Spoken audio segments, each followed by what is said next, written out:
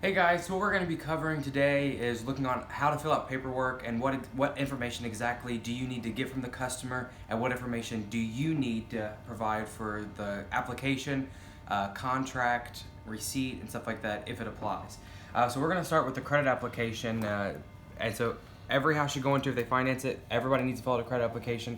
So pretty much what you want to start first when you give it to them, you want to X out the information that you will not need. Like, we don't need to know the landlord, the property value, any of that stuff, the present balance, any of this stuff.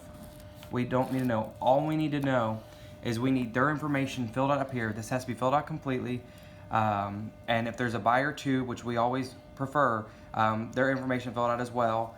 And then down here, we just need their monthly payment or their mortgage, and then 2 references. Now, you got to make sure they're both signed and dated down here. Now, down here, this little rectangle, this is probably the most important part, because what this is EFT, or this is their automatic payments, and we require this in a home. So how you fill this out is it's 48 monthly payments of either 88.11 or 93.39, and it starts 40 days out.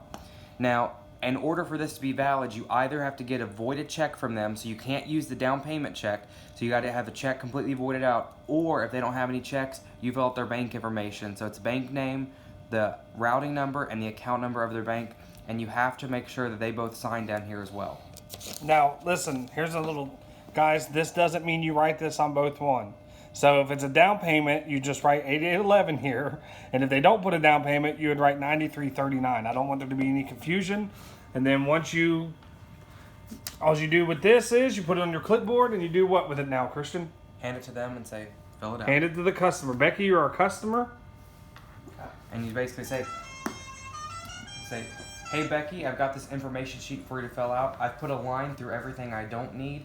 So all I need is your information, Johnny's, your mortgage, and these 2 references down here, and that'll be all you need.